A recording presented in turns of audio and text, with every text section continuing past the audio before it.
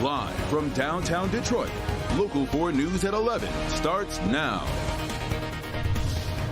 Looking live at ExactTrack 4D radar showing heavy rain heading our way, followed by high winds.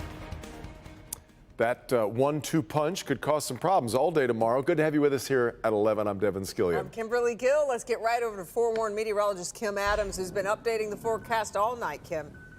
Well, and those events come at different times during the day. So in the morning, it's going to be a heavy rain problem, and then in the afternoon, high winds. But first, it's the rain just now starting to try to cross the Ohio border, but not getting there. Most of this moisture is going to move off to the east. As we look a little bit closer, it's raining right now in Findlay, Bowling Green, also in Toledo. This batch will head to the northeast, but there's more behind it. In fact, some heavy rain right now as we expand the view. This is a very deep area of low pressure. It carries with it a lot of moisture, so we expect very heavy rain for the morning commute, possibly as much as an inch by noon tomorrow. Also a severe risk, something we don't usually talk about in February. It's the lowest risk possible, which is marginal, and it's not the typical convective thunderstorms that we get in the summertime. It's mainly because we could get wind gusts that are strong enough to strike that criteria warning. So wind could be an issue tomorrow. Also, some isolated flooding, although we've had enough warm days to where a lot of the snow has already melted. But you add an inch of rain in a short period of time,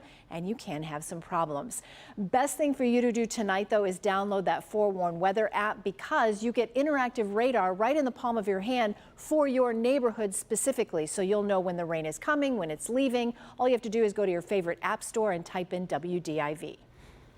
All right, Kim, now to a developing story from Detroit where a tow truck driver loading a woman's car is caught off guard by a thief who hops in and steals the tow truck. This video is just unbelievable. It is. Moments later, that thief crashing into an auto parts store, and it's all caught on camera. Tim Pamplin takes us through it with a night cam. Tim.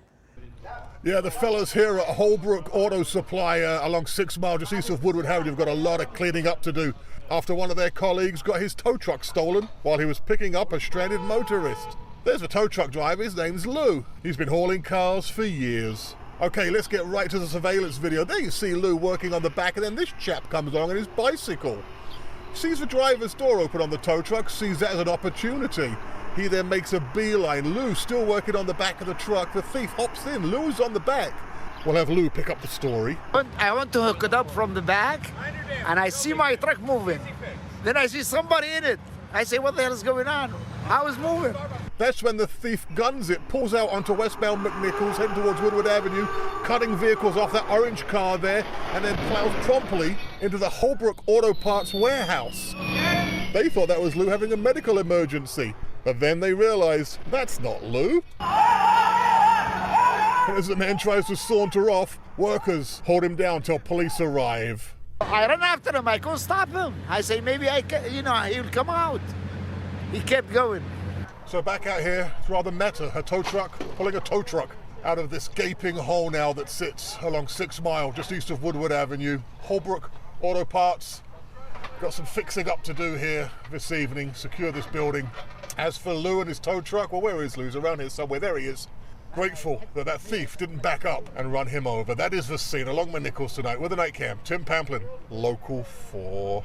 Just incredible. And Lou is lucky to be alive tonight, because it could have ended another way. Tim, we appreciate it. All right, our other top story tonight. A 14-year-old girl is home after being missing for more than a year and a half. She's reunited with her father after the U.S. Marshal's Office became involved in the case, taking less than 24 hours to track her down. Jacqueline Francis is live tonight with a breakdown of the case. Jacqueline.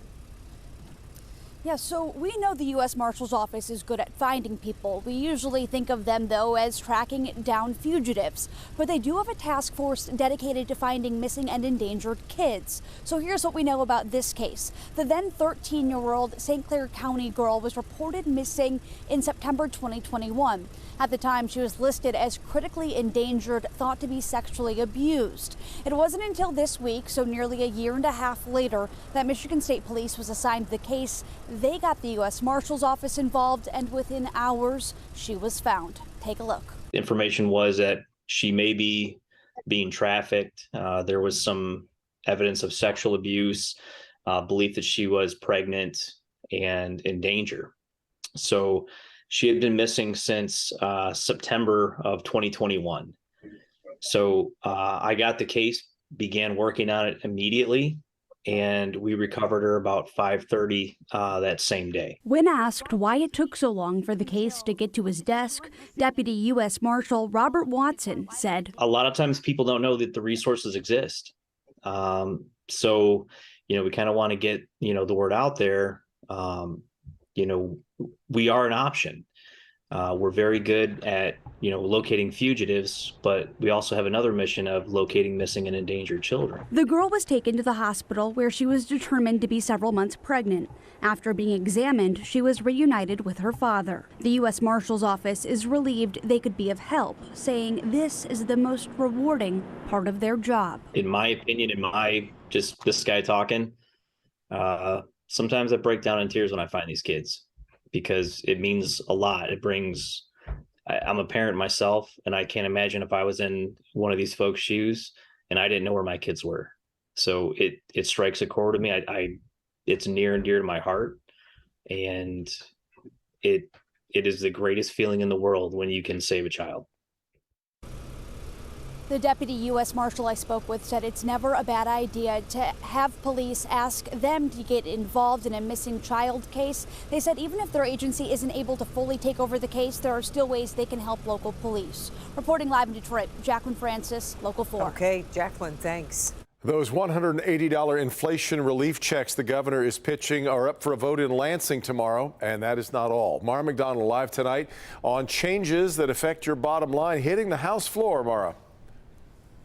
Hi, Devin. So let's talk about those $180 checks first thing.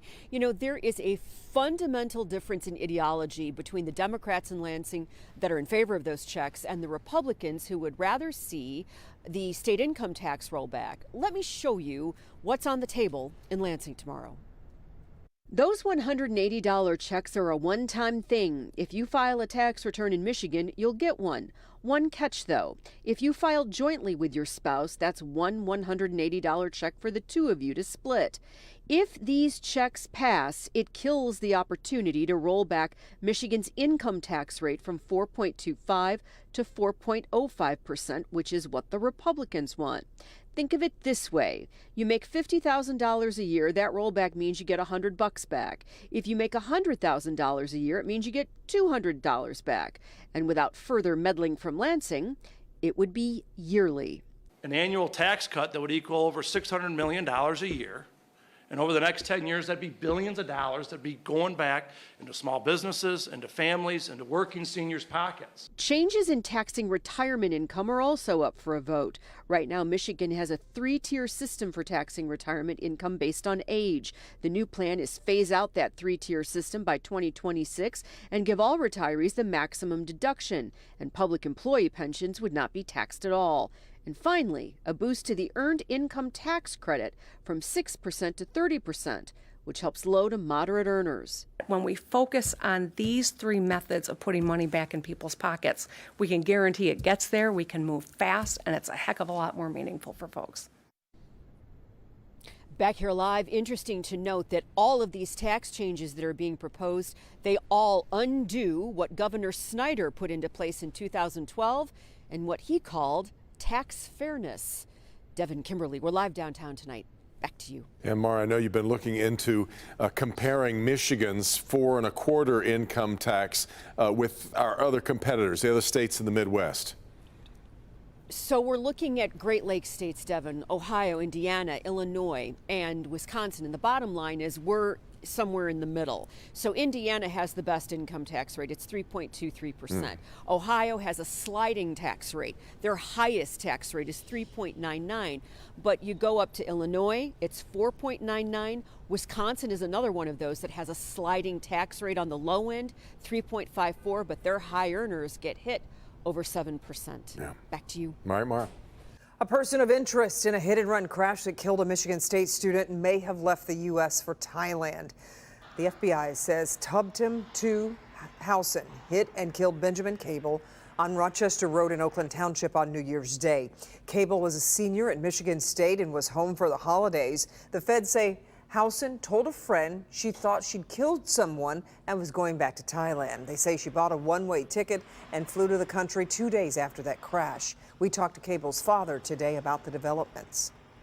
You know, I have a lot of mixed emotions. I'm really glad that they know we're able to figure out who did it and what happened. It's difficult to understand how someone can just drive away and leave somebody dying on the road. Yeah. Howson is being charged with a federal crime. The FBI says it's working to find her. The U.S. and Thailand do have an extradition agreement.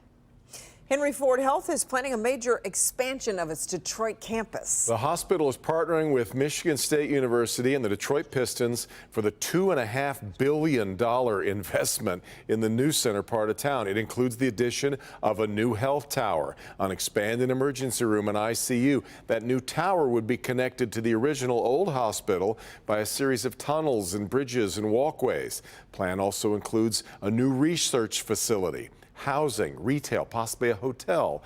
They plan to break ground on the project next year.